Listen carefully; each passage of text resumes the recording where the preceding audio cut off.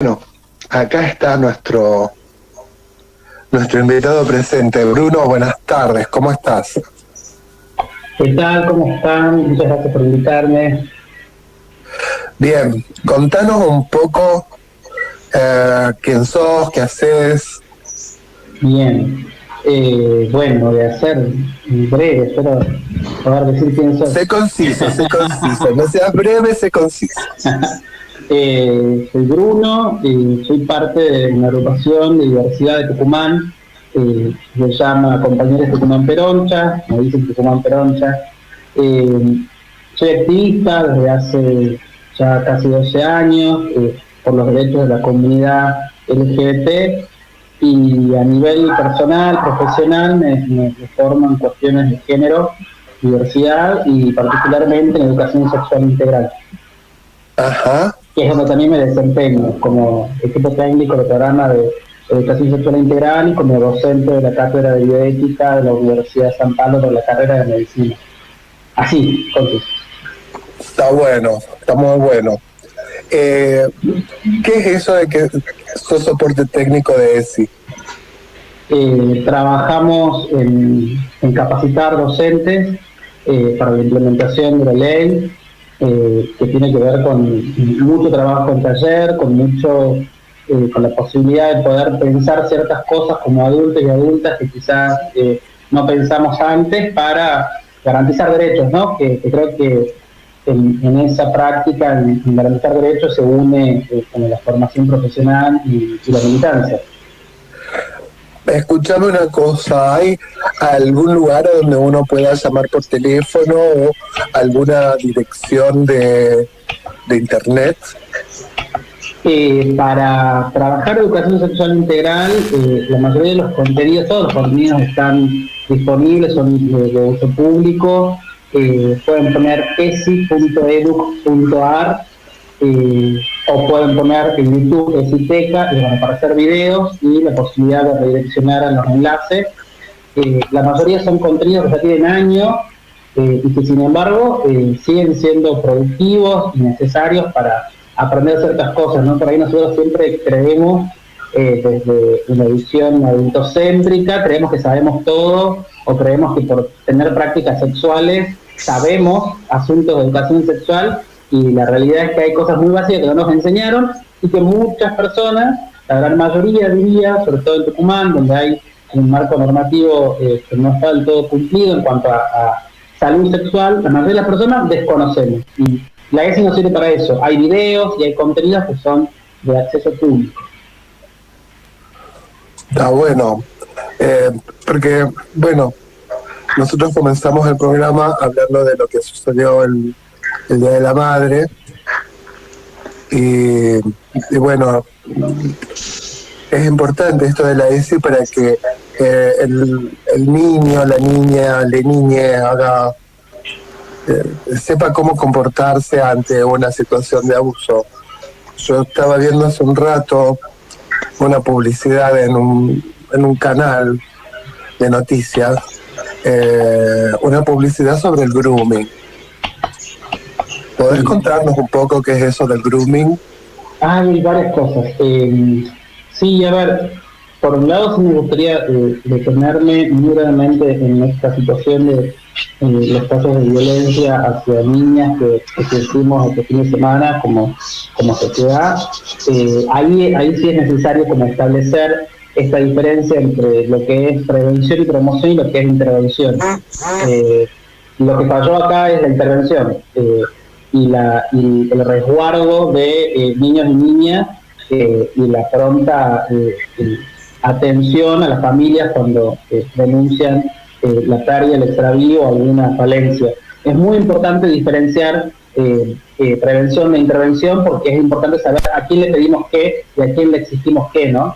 Si no recae sobre los niños o las niñas la tarea del autocuidado, que es parte de la autonomía de niños y niñas, pero no es, precisamente porque es una autonomía progresiva, no es responsabilidad absoluta. Somos los adultos, las adultas, el entramado familiar, el entramado comunitario, el entramado estatal, y tienen que garantizar el bienestar. Y en este caso se han visto rotos todos esos entramados de lo que el derecho le dice la corresponsabilidad, ¿no? Y con respecto al grooming, hay por suerte se está avanzando lentamente en Argentina en categorizarlo, en explicarlo, en hacer campañas para concientizar de los riesgos que supone la exhibición de niños, niñas y adolescentes en las redes sociales, que supone riesgos que antes se daban en la circulación física de niños, niñas y adolescentes en los ámbitos físicos, que es la exposición a abuso y violencia por parte de adultos y adultas. Ahora ya no es, o por lo menos se da menos, en la cuestión de el adulto merodeando en la plaza del barrio, porque los chicos están jugando con los videojuegos y con sus celulares en la casa, pero ese adulto abusador, ese adulto pedófilo está merodeando en las redes sociales, en los espacios de encuentro virtuales, y es necesario como ponerle, aprender sobre esto, que nos presentan los adultos y las adultas un desafío como padres, como familias, de aprender qué está haciendo mi hijo y mi hija cuando tiene el celular ahí con el videojuego, y de saber que no necesariamente está en un lugar seguro por estar físicamente en mi casa, porque el grooming, este acoso virtual, trabaja precisamente con herramientas virtuales. Hay muchísimas cosas que no se deben explicar ni decir de cómo se trabaja, porque es un modo también de dar cátedra y de enseñar. Simplemente sí saber que todas las herramientas virtuales y todas las redes sociales y todos los juegos de la actualidad suponen un intercambio con otros y con otras.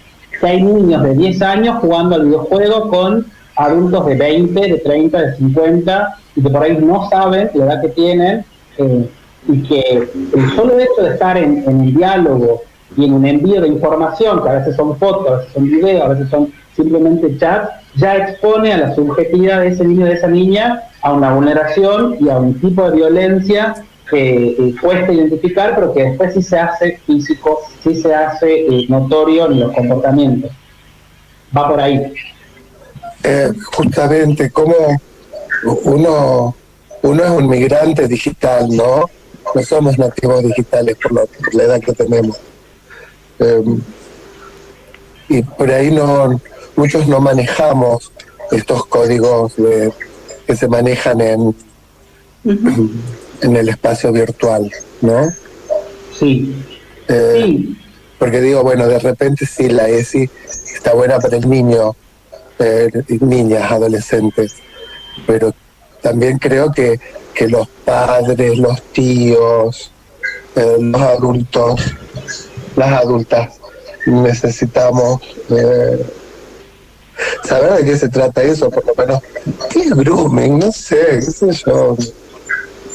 Sí, también es importante ver que no necesariamente vamos a tener que saber todo el uso de las nuevas tecnologías, porque pueden no llegarnos como capacidad, pero sí lo que sigue estando presente y todavía importa y todavía sirve como herramienta es el diálogo, la escucha y la palabra, ¿no? Si yo no le doy la posibilidad, yo no escucho al niño, adolescente que tengo delante mío, alrededor mío, si no establezco un diálogo saludable, de confianza, donde pueda decir qué hace, qué me pasa, qué no me pasa, cuando uno se pone a charlar, a mí me pasa con sobrinos, con sobrinas, a charlar sobre, bueno, ¿qué estás haciendo? ¿A quién seguís?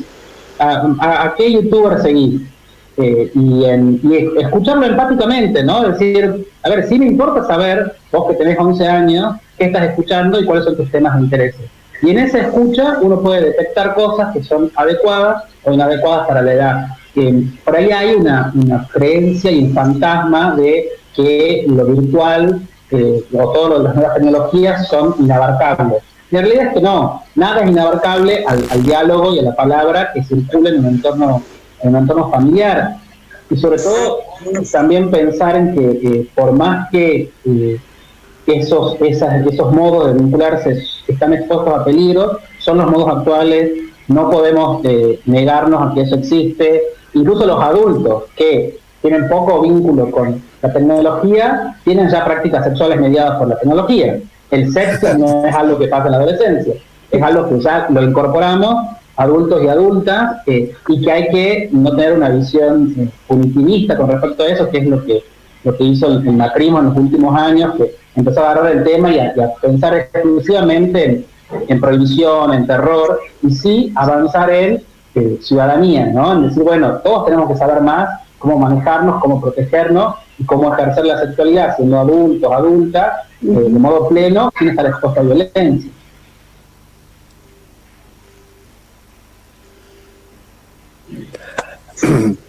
Qué rico. Muy interesante, Bruno. A mí me está sirviendo un montón toda esta información. ¿En qué estado está el tema de la aplicación del ESI acá en la provincia de Tucumán? ¿Por qué tiene ese freno? ¿Por qué todavía no se ha aplicado? ¿Tiene que ser aprobado en la legislatura? Disculpa mi ignorancia. Es un tema bastante arduo. Lo primero es que la ley nacional está, y en ese sentido, como hay una pirámide jurídica, todos los docentes y las docentes están habilitados, además obligados por, como dice la ley, la obligación de trabajar los contenidos de ESI, y no es necesario, no es imprescindible una ley provincial para trabajarla. Lo segundo que muy poca gente sabe es que en la ley provincial de educación, que se aprobó no hace mucho tiempo, específicamente, me acuerdo, porque artículo 9, inciso 13, donde habla de políticas socioeducativas, se hace una adhesión a la ley nacional y se nombra expresamente el programa de ESI. Eso nos da como un primer escenario. Hay otras provincias, como las provincias del sur del país, que generalmente en materia de derecho sexual y de educación sexual han avanzado más, que tienen leyes provinciales. Nosotros podríamos tener una ley provincial. Ahora, como el derecho es progresivo, la ley provincial puede decir lo mismo que la nacional y un poquito más, o lo mismo que la nacional, no puede decir menos. Y como nuestra legislatura, lamentablemente, todavía no ha llegado a darse debate que desde el año 2000 se viene dando a nivel nacional, como la ley de salud sexual, es muy poco probable que lo dé, y sería casi aberrante pensar qué podrían llegar a aportar, no sé, el bucismo a la ley de ESI provincial. Por lo cual, se puede trabajar, de hecho se trabaja, hay muchos docentes y directivos que trabajan ESI. Lo que hace falta, como pasa con las políticas públicas que suponen capacitación, es presupuesto. Necesitamos más presupuesto para que haya más personas que capaciten, para que haya más espacios de encuentro con docentes que puedan aprender, primero desaprender ciertas cosas que todos traemos de nuestra crianza, y después aprender ciertos contenidos que no son difíciles, pero que requieren un tiempo, ¿no? Ser docente es vivir, depende del nivel, pero es vivir como explotado de horas de trabajo, explotado de necesidades y de situaciones que pasan en las escuelas, y muchas veces realmente no hay un tiempo para una reflexión tal que supone la ESI. Si hay experiencia de ESI, eso sí es importante decirlo, porque hay compañeras docentes que vienen muchas veces a escondidas de ciertos directivos objetores trabajando ESI, y hay muy buenos resultados en eso, pero hace falta eso, que si es política pública haya presupuesto para que se pueda ver, que es algo que comúnmente en Tucumán no estaría viendo en materia de derechos en género y diversidad, ¿no? Como el presupuesto. En el colegio que van mis hijos, sí se aplicó el ESI a pesar de la resistencia de algunos padres, pero el colegio tuvo, mis hijos tuvieron, y la verdad que fue muy interesante y la tienen bastante clara, mucho más que los de mi generación. A pesar de la resistencia, como te dije, de muchos padres que inclusive fueron a hablar con los directivos para que no la den, aún así recibieron esa educación. Sí, hay mucha, a mí sí me parece importante destacar que la resistencia hacia la ESI tiene como dos tipos, ¿no? Una, que es la de militantes antiderechos, que en Tucumán son hasta geográficamente ubicables, sí. Por sus espacios de pertenencia institucionales, por sus espacios de pertenencia espirituales, por sus apellidos. Digo, son un grupo de personas que activamente están en contra de los derechos desde la ley de divorcio hasta acá. Así es. Y que no son, si uno se pone a pensar que somos más de 1.400.000 personas en Tucumán, no son una cantidad tan considerable. Lo que sí tienen es un peso político, un capital simbólico, un capital económico que hace como caja de resonancia. Y la otra es la resistencia desde el desconocimiento y la preocupación. Si en un diario como, no sé, La Gaceta, muchas veces se dieron noticias pagas, porque figuraba como pauta publicitaria, haciendo referencia a la ESI, con contenidos que la ESI no trabaja, muchos padres, madres y familias tienen ese miedo a qué será. Y la realidad es que cuando se les muestra a las familias que los contenidos, por ejemplo, para la infancia, ayudan a poder detectar y hablar en caso de ser víctima de abuso, ningún familiar puede oponerse. Y si un familiar se opone a que le enseñen a esos niños y niñas medidas protectoras de abuso sexual infantil, hay que abrir más los ojos todavía y decir, acá no hay un derecho de un adulto a que a su hijo, con mi hijo no se meta, acá hay la posibilidad de violencia hacia un niño o una niña. Es bien el escenario como político y el entramado de significado de la ESI es bien complejo, porque apunta básicamente a los temas tabú de la sociedad, como es el abuso sexual infantil, que es algo de lo que nadie quiere hablar, que cuando se habla en algún caso se busca como paralizar o hablar de casos espectaculares y no de las prácticas que lamentablemente se dan mucho más de lo que nosotros estamos como sociedad dispuestos a aceptar, a denunciar y a condenar, ¿no? Sí, tal cual. Entonces, en la educación pública, por falta de presupuesto, no se está dando. En realidad se da en algunos espacios, se da en algunos colegios, se da en algunas escuelas, pero por falta de presupuesto no se da de modo tal que uno pueda ver un efecto significativo y un cambio de paradigma cultural, digamos. Pero que eso tampoco viene solo.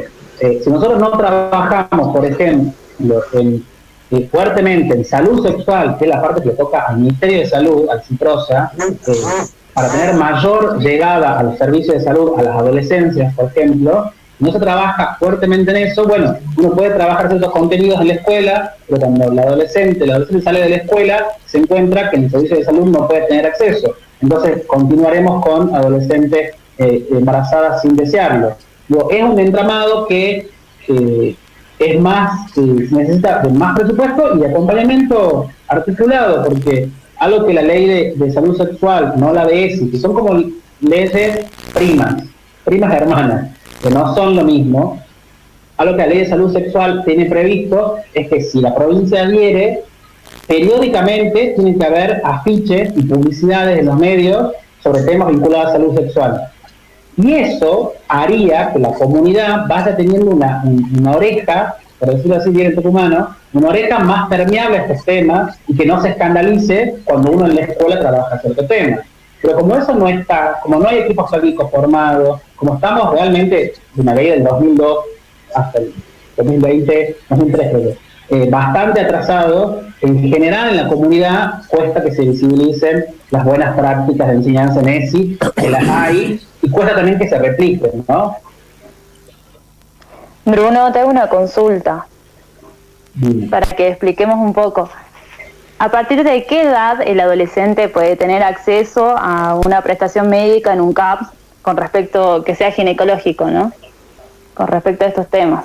Bien, el servicio, el Código Civil, el nuevo Código Civil Comercial, baja un año en el principio de acceso a asesorías en salud sexual integral en las adolescencias. A partir de los 13 años puede un adolescente ir al servicio de salud y pedir asesoría. ¿Qué asesoría es? Hay un dispositivo armado, que se sientan, le explican, mirá, el cuerpo funciona así, pasan estas cosas, según si sos varón o mujer sin género, si sos trans, si sos gay, cuáles son las prácticas de riesgo, cuáles son los métodos, y de ahí, entre los 13 y los 16 años, puede irse de ese servicio con algunos métodos. En caso de que elija, por ejemplo, un adolescente heterosexual, puede irse con un blister de pastillas si decide que el método anticonceptivo de ingesta de pastillas es mejor, puede irse con preservativo. Lo que no pueden hacer de 13 a 16 años es método invasivo, porque ahí sí necesitamos tener más de 16 años, estar acompañado por un adulto, una adulta responsable que pueda orientar. ¿Qué es método invasivo? La levadura tubaria, por ejemplo, que es algo que ningún profesional de la salud podría recomendar ni practicar a un adolescente. Pero sí es importante saber eso. no solo el acceso al método, sino a la información, es importante que esté desde la primera adolescencia.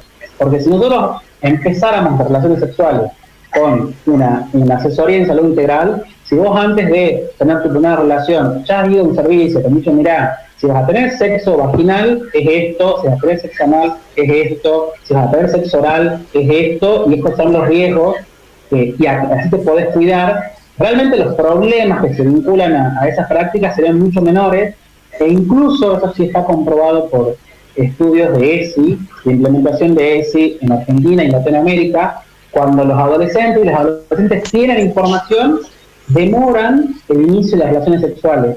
No porque se les diga no tenés que hacer esto, sino porque se llena de contenido y me dice, bueno, entonces esto supone esto. Para tener relaciones sexuales cuidadas tengo que tener esto. Eso supone un escenario que ya no es el de no hablo, nadie me dijo nada, tengo ganas y lo hago sin decirle a nadie. Que eso es lo que pasa, digamos, cuando uno no habla de las cosas que hace, ese no lugar, ese no escenario, termina siendo una posibilidad de transmisión de enfermedades, de embarazo no deseado, de abuso. Pero sí, para ser más concreto, a partir de los 13 años y de 13 a 16 hay ciertas prácticas permitidas y de 16 en adelante otras prácticas permitidas. Y menos de 13, por ejemplo, se pasa mucho en Tucumán, lamentablemente, si va un adolescente, que hay definiciones de adolescencia de la OMS que van desde los 11 hasta los 19, por un cambio físico, pero el marco normativo es distinto. Si una adolescente, que nosotros podríamos decir niña, pero en realidad es una adolescente en etapa de pubertad, de 12 años, va a pedir métodos anticonceptivos, el servicio de salud tiene que presuponer que está siendo víctima de abuso. Porque se entiende que a los 12 años no está el desarrollo psíquico, físico y emocional para dar consentimiento. Eso pasa mucho. Puede decir, sí, ella ha venido con el novio de los 25 años. Bueno, hay que ver en qué entramado, en qué entorno familiar, cuál es la contención de esa adolescente de 12 años para estar queriendo llevar adelante prácticas de cuidado por una relación sexual estable con un adulto mayor. El marco normativo nos guía mucho para eso, para no naturalizar cosas que naturalizamos, por el patriarcado, por el machismo, por la sexualización de la infancia y por todos esos asuntos. Bruno, te quería decir, me parece como muy interesante esto que vos señalabas hace un rato, en relación a que es necesario que haya como una articulación, ¿no? Intersectorial, ¿no? Para poder, ¿no? Como trabajar cuestiones relacionadas con la ESI, ¿no? Por ejemplo, yo pensaba esto que vos decías, ¿no? El acceso a los servicios de salud, por ejemplo, ¿no? Una asesoría, porque es tan difícil por ahí en servicios, pensando en los servicios del primer nivel de atención, que los adolescentes, captar a los adolescentes, ¿no? A veces hay que hacer todo un trabajo para poder captar y que los adolescentes se acerquen al servicio, y cuando llegan muchas veces los servicios no son receptivos, ¿no? Y terminan expulsando, ¿no? Negando la asesoría o brindando una asesoría deficiente, ¿no? Negando métodos anticonceptivos. Y también esto último que vos decías en relación a como no naturalizar situaciones, por ejemplo, de abuso, ¿no? Como poder estar atento, ¿no? Detectar estas situaciones, que era algo que estábamos hablando al principio también, ¿no? Porque también en el primer nivel pasa mucho esto, ¿no? De que llegan, las mujeres concurren generalmente a un centro del primer nivel, de atención del primer nivel, cuando son niñas, por el control de crecimiento, desaparecen y aparecen ya a los controles de embarazo, ¿no? Y aunque a ese control de embarazo vaya una nena de 13 años, de 14 años, ya es ahí una mamá, ¿no? Y muchas veces ni siquiera se indaga, ¿no? Algo acerca de cómo se ha producido ese embarazo y qué hay, ¿no? Detrás de esto, ¿no? Cómo es ese vínculo, esto que vos decís, ¿no? Por más de que diga yo vivo con mi novio de tal edad. Entonces eso sí pasa mucho, ¿no? Está muy naturalizado. Es como si no hubiese lugar para la mujer dentro de esos servicios, sino es como niño o como madre, ¿no? Sí, es una práctica tan naturalizada en el saber hacer profesional, médico, que parece que nos falta bastante, que claramente tiene, me parece que en este entorno lo podemos como charlar y decir, tiene preceptos y fundamentos clasistas, digo, porque todo esto pasa en la atención primaria, en la salud pública, en sectores vulnerados. Entonces, si es un adolescente pobre, la negrita tal, entonces también es puta. Digo, pero son los términos en los que se les refieren a las pacientes cuando no toca a otra persona. Entonces ya le ha gustado esto, ya viene con un hijo, no, tiene 3 hijos, tiene 20 años y tiene 3 hijos. Digo, y todas estas cuestiones de mamá luchona, que son fundamentos y prejuicios que también operan en la práctica médica, porque los médicos, como los docentes, como las personas, somos personas y estamos atravesados de también estos discursos, y eso hace muchas veces que eso, como vos decías, se naturalice ciertas cosas que no. Si un adolescente de 19 años tiene 3 hijos y cae al servicio de salud con un 4º embarazo, ahí no hay solamente una serie de prejuicios o juicios que se pueda hacer sobre ese adolescente, sino un análisis de cómo falló el servicio en tantas instancias, que llegó al servicio con un embarazo a término, transitó, dio a luz y se fue sin un método anticonceptivo de mediana o larga duración, y después al año tiene otro embarazo. Digo, hay 3 embarazos seguidos en un adolescente, son 3 fallas del sistema de salud público y de los profesionales de salud que atendieron a ese adolescente. Que eso es sobre lo que generalmente no tenemos, para decir, bueno, todo lo que hace falta trabajar para que la atención y la relación médico-paciente sea en un pie de igualdad y libre de prejuicios, ¿no? Que es lo que afecta, porque después los protocolos están, el trabajo en la atención sanitaria, digo, no es algo nuevo. En distintos países de Latinoamérica se vienen aplicando distintos dispositivos que funcionan. El asunto es cómo hacemos que funcionen en las personas que están en esos servicios, y que no sea siempre el servicio amigable o esa red, que eso sí es para destacar, la red de profesionales que hay en Tucumán, que en una línea de teléfono, en grupos, por contacto, van garantizando ciertos derechos, haciendo de ciertos consultorios o servicios amigables, cuando en realidad son garantes de derechos que deberían ser todos. Tal cual, Bruno. Yo creo que, y también quiero agregar lo que decía Sandra, los centros de atención primaria, la red de atención primaria está fallando, y como decíamos antes, que está llegando tarde. O sea, yo soy odontólogo en un CAPS, y yo estoy llegando a lo último estadio de la enfermedad, que es la extracción, a lo último. El ejemplo que da vos, esta chica estigmatizada, llega con su 4º embarazo, y encima estigmatizada aún más por el médico, que no la trata, que no hizo prevención, que no se ocupó de ella. Es un ejemplo más de el abandono que está haciendo por lo menos el centro de la red de atención primaria a los sectores más vulnerables, porque los que más lo padecen son los sectores más vulnerables, todo esto. Sí, en ese sentido, sí, creo que hablé un montón, perdón. Sí me gustaría como hacer hincapié en esto que siempre se nos escapa y que tiene que ver con lo que nosotros como agrupación ya no del perfil técnico trabajamos, que es con la población trans, que en realidad trabajamos con la comunidad LGBT porque somos parte, pero específicamente con la población trans, que está, hay una poeta, la Susie Shock, que dice que las trabas están, ahí están las filas de los pobres y las trabas están al último de las filas, y a veces también las corren de las filas. Digo, a veces ni siquiera está la atención en el servicio más cercano del barrio. Nos ha pasado durante el contexto de pandemia de que nos hablen compañeras para que veamos el modo de que la atiendan en algún lado porque habían ido a 3K y no las querían atender, simplemente por ser trans, ¿no? Simplemente porque se ve como una persona a la cual puedo negarle el derecho al acceso a la salud.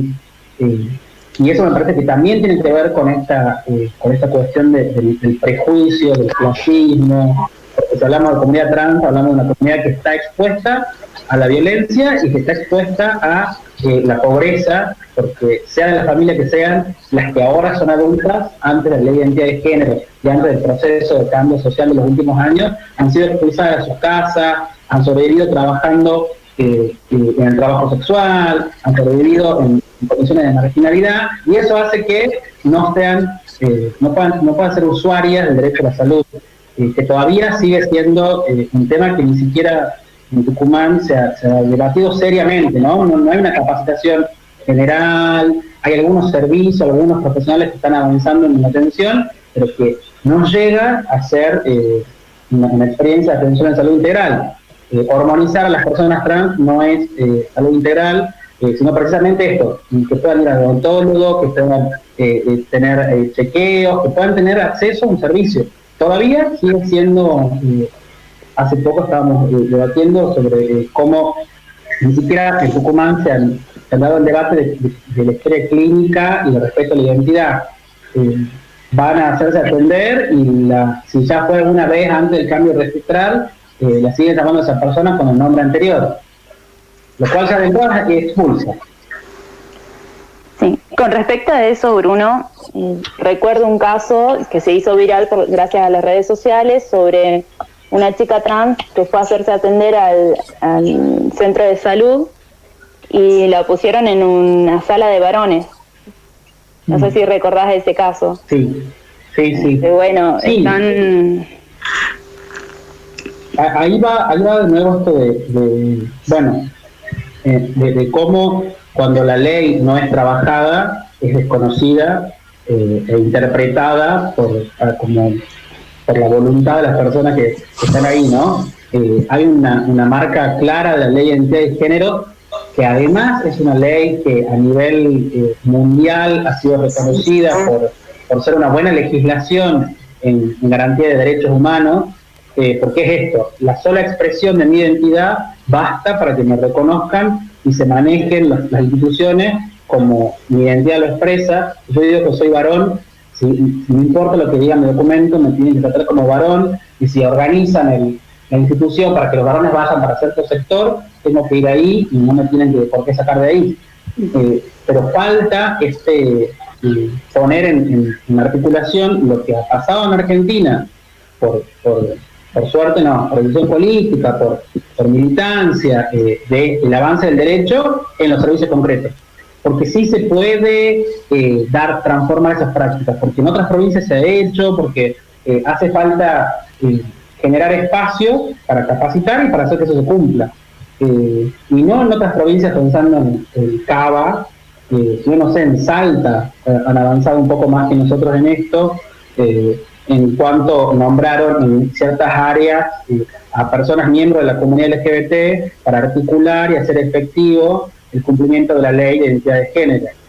Se avanzó en un censo, por ejemplo, que es algo como básico para cualquier problemática, tema o población, tener un censo para saber de cuántas personas hablamos. En Tucumán no hay un censo para la comunidad trans, no sabemos cuántas personas son. Nosotros como agrupación tenemos un registro de más de 350 personas que estuvieron recibiendo o alimentos, módulos alimenticios o el ingreso al potenciar trabajo, pero hay otras tantas que no conocemos. Y el Estado, o sea, ¿cómo será que no hay respuesta total, que ni siquiera hay un análisis de la población, ¿no? Que se puede hacer y que no es nada descabellado, ni tampoco un exceso de presupuesto. Se supone que no hay, y por algunos cálculos que yo no sé bien, pero se supone que no habría más de 2.000 personas, teniendo en cuenta la cantidad total de habitantes de la provincia, 2.000 personas trans aproximadamente en la provincia. Pero no lo sabemos, porque no se tomó el trabajo del Estado de analizarlo. Bueno, Bruno, muchas gracias. Esperamos poder contar con vos en otro programa. Lamentablemente el tiempo acá también es tirano, así que vamos a una tanda. Muchas gracias. Muchas gracias a ustedes por invitarme. Gracias. Gracias, Bruno. Metropolitana FM 93.5 MHz. Comienzo. Espacio publicitario.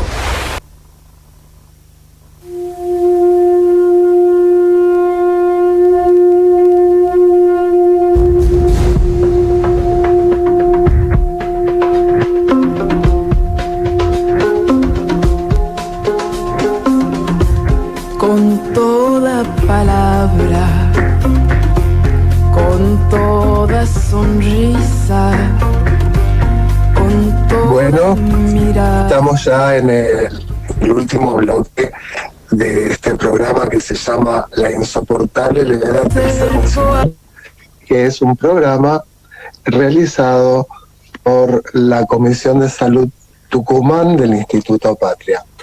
Tenemos una invitada acá, Celia. Buenas noches, ¿cómo estás?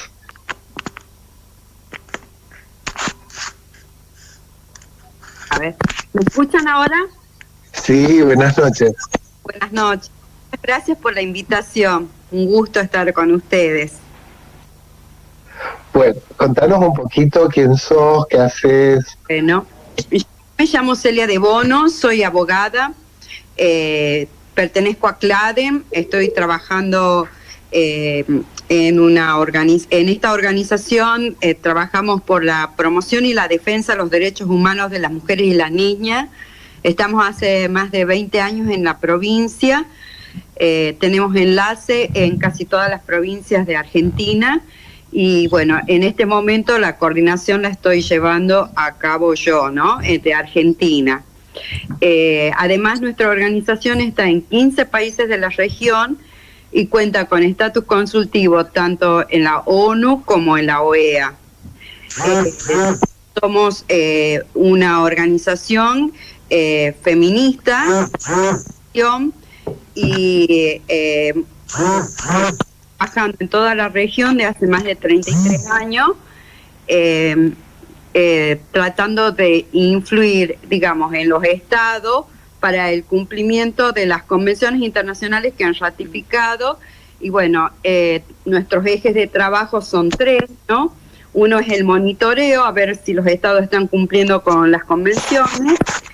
Otro es el informe que llevamos a los organismos internacionales, el informe Sombra, que es el presentado por las organizaciones.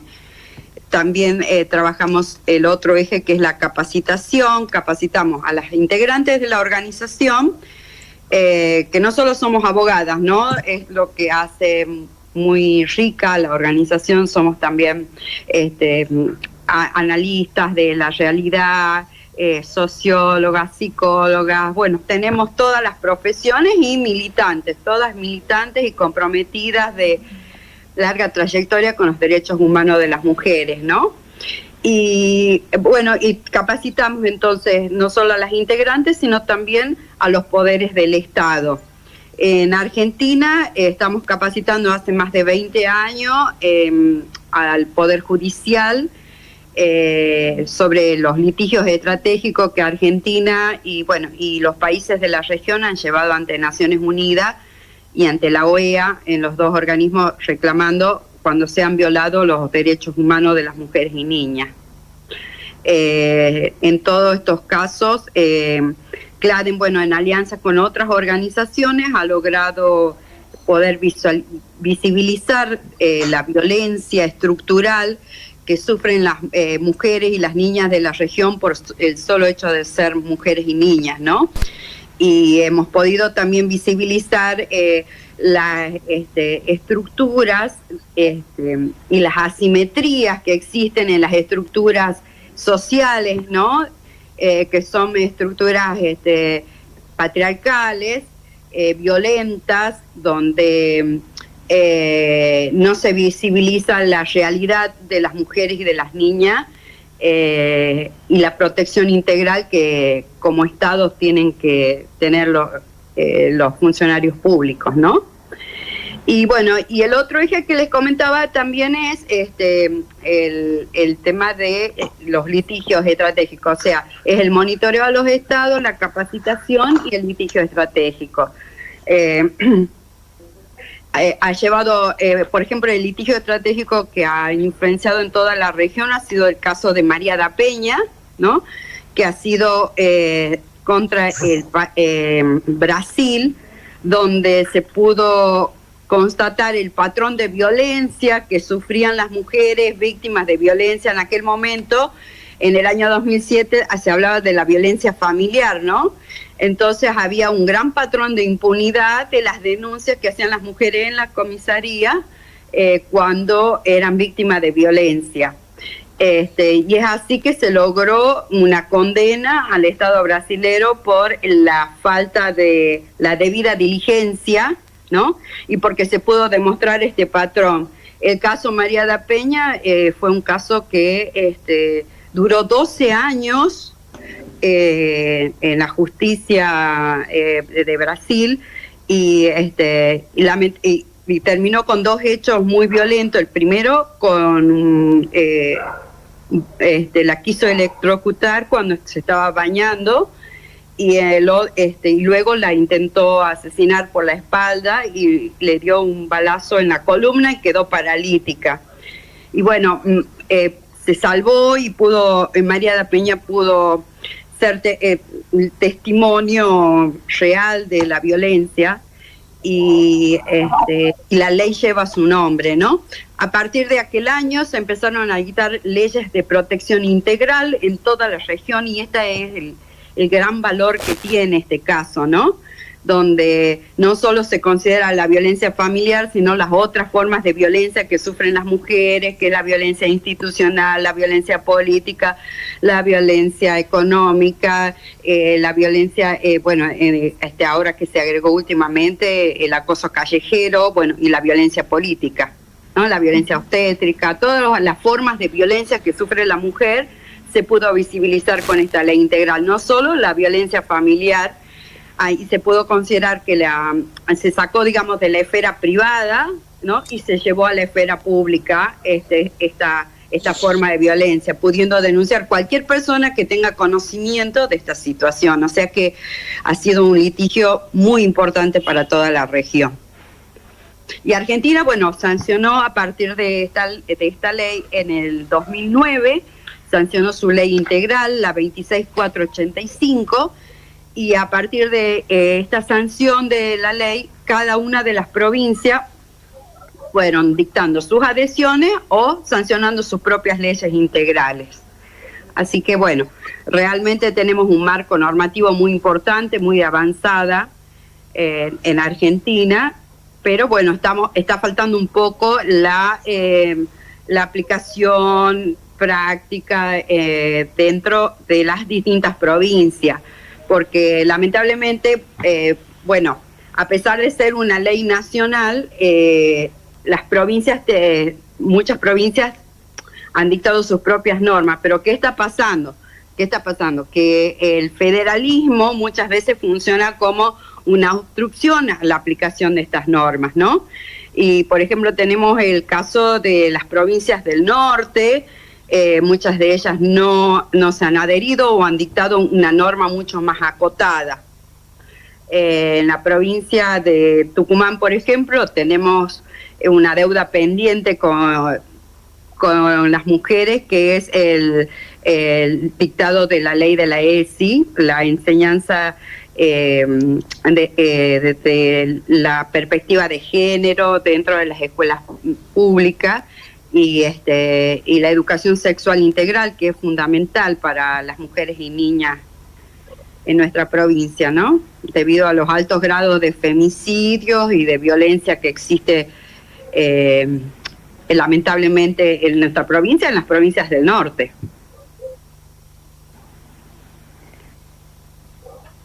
Sí, a mí me parece muy importante señalar eso.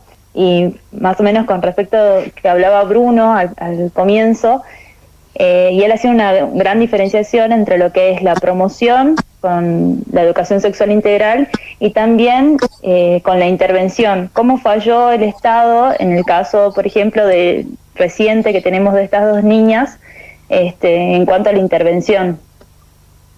Así es, o sea, falló desde la política preventiva, porque la verdad que son poblaciones en situación de vulnerabilidad, ¿no? Con vulnerabilidades especiales, Y en el caso de las niñas tienen esta doble vulneración, ¿no? Que son mujeres y que son niñas. Entonces ahí el Estado tiene que actuar con toda la premura, con toda su estructura de manera integral cuando se trata de niñas. Y bueno, en este caso falló porque lamentablemente no, primero no impidió que esta niña fuese víctima de esta violencia, ¿no? Debido a la falta de una protección, de una política pública integral dirigida a la protección de la niñez, más estas niñas en situación de vulnerabilidad, como les decía recién. Y luego falló cuando sucedió el hecho a la hora de salir a investigar. Debió ser por protocolo, están obligados a salir cuando hay una denuncia de esta naturaleza a la búsqueda, incluso cerrar las fronteras, tienen una serie de obligaciones las autoridades policiales de acuerdo al protocolo para actuar en estos casos cuando se trata de pérdida, extravío, una denuncia de este caso, ¿no? Con estas características. Entonces acá faltó, hay una doble responsabilidad del Estado. Por un lado, la falta de política pública integral que estamos viendo, porque en un solo día han muerto 2 niñas, ¿no? Producto de violencia machista, la violencia machista patriarcal, estructural, que está enquistada en la sociedad. Y por otro lado, ha fallado a la hora de cuando se ha sucedido el hecho de trabajar en consecuencia con la premura que corresponde. En estos casos, Celia, disculpa que te interrumpa. Celia, disculpa que te interrumpa. En estos casos, ya vimos lo que sucedió este fin de semana. ¿Qué es lo que nos sugerís que hagamos ante estas situaciones? Porque seguramente van a volver a repetir. Lamentablemente, mientras no haya capacitación con perspectiva de género, que tanto trabajamos las organizaciones para que se apruebe esta ley, ¿no? Y la perspectiva de género justamente se trata de esto, de que el funcionario de cualquier órbita del Estado pueda visibilizar todas estas situaciones especiales, que tengan la mirada de saber cómo actuar en el momento de manera preventiva o con la urgencia de que lo requiere el caso. Para esto necesitamos funcionarios sensibles, ¿no? A la temática y a la problemática. No podemos decir que cuando haya este tipo de denuncia poner alguna excusa, no, todo lo contrario. Entonces hay que trabajar en la capacitación de los funcionarios públicos y hay que trabajar muy fuerte también en la generación de políticas públicas, pero integrales, ¿no? Entre todos los ministerios, entre todos los organismos que tienen que tener a su cargo este tipo de prevención, de políticas preventivas, ¿no? En todos los aspectos, en la educación, en la parte económica, en el tema de la seguridad, ¿no? De la seguridad ciudadana en esta lugares de cuando hay mayor vulneración, digamos, estructural en la sociedad, tiene que haber mayor tipo de prevención. Justamente por el tema de las niñas y de las mujeres, que somos las que más sufrimos, somos víctimas de esta violencia, ¿no? Y hasta mientras esta violencia no se modifique de una manera desde los organismos del Estado, va a continuar la violencia machista, patriarcal, y vamos a continuar las mujeres viviendo en un estado de inminente peligro, ¿no? Transitar por las calles de la provincia, transitar hacia el interior. Una mujer sola tiene miedo, tiene mucho miedo. Y las madres tenemos miedo cuando nuestras hijas salen a la calle, ¿no? Y es muy triste vivir así, ¿no? Vivir con miedo porque somos mujeres y porque tenemos hijas mujeres. Y bueno, y por eso estamos convocando a una marcha mañana junto a muchísimas organizaciones que integramos el colectivo Ni Una Menos para visibilizar este flagelo que vivimos como sociedad, porque la verdad que lo que ha sucedido el domingo es un terrible flagelo. Y como vos bien me decías, Adrián, lamentablemente no son hechos aislados. La provincia de Tucumán es la tercera provincia en mayor índice de femicidios que tiene, ¿no? Junto a la provincia de Jujuy y de Salta. No es casualidad, ¿no? No es casualidad que las provincias del norte suframos este tipo de violación a los derechos humanos de las mujeres y niñas. Entonces, bueno, mañana marcharemos para que protesta, injusticia, para que exista una política integral, un Estado que más activo en este tipo y más sensible a la problemática que vivimos las mujeres y las niñas en las provincias del norte. Bien. Celia, discúlpame, te quería interrumpir, soy Darío. Yo considero que también la policía es gran responsable en este sentido. ¿Por qué la policía tiene tanta resistencia o si hay alguna manera que se capaciten en este aspecto? Y bueno, mirá, a partir de la aprobación de la ley Micaela, la policía está obligada a capacitarse en la perspectiva de género, ¿no? Está obligada. ¿Lo está haciendo? Y bueno, la verdad que como organizaciones nosotros hemos trabajado mucho para la aprobación de esta norma. Bueno, su implementación tiene que ver con el Poder Ejecutivo. Yo sé que se están capacitando, le están haciendo los cursos de capacitación, pero bueno, concretamente en el caso específico de estos funcionarios que estaban en la comisaría 12, no lo sé, no sé si habrán estado capacitados o no, pero evidentemente no han actuado como corresponde, no han tenido la sensibilidad en la problemática, evidentemente acá está fallando evidentemente no, por el resultado no, claro. Yo diría que ha fallado acá la intervención del Estado, ¿no? Quizás si hubiera intervenido con la manera que está obligado a intervenir, quizás no estaríamos lamentando estos hechos. Sí, exacto. Bien. Y bueno, para aprovechar este momento, también además de la marcha que se está organizando, también como agrupaciones nos estamos organizando en distintos conversatorios.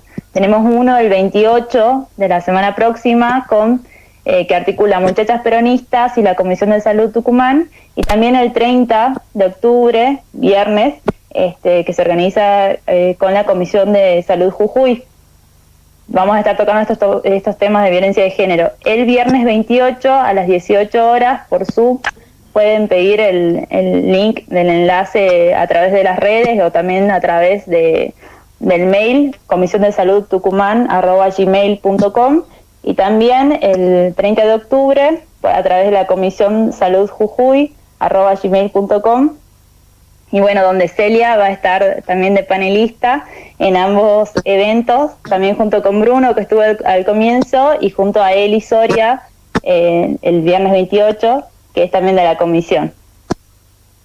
Bueno, yo celebro que generen estos espacios, porque son espacios de diálogo, de intercambio, de ver cómo hacemos para modificar también desde las organizaciones, cómo seguir incidiendo en el Estado para que se modifique este status quo de cosas, porque es lamentable que sigan pasando. O sea, no podemos permitir como organizaciones que defienden los derechos humanos, ¿no?, que sigan sucediendo estas cosas que son totalmente evitables con un Estado presente.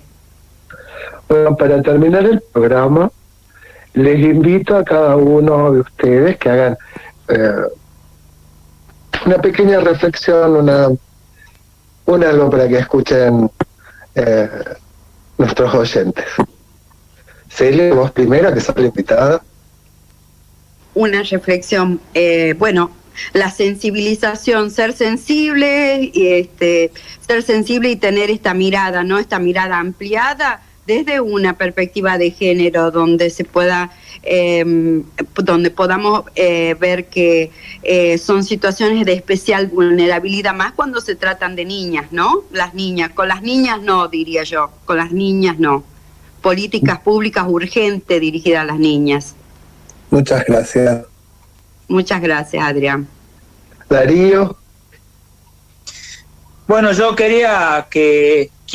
deseo que esta muerte de esta dos Abigail no pase desapercibida, que no quede impune, que no quede atrás, que haya un verdadero cambio desde el Estado y de también nosotros como sociedad, para que, como dice Celia, sintamos esta sensibilidad por el otro, para que no vuelva a ocurrir.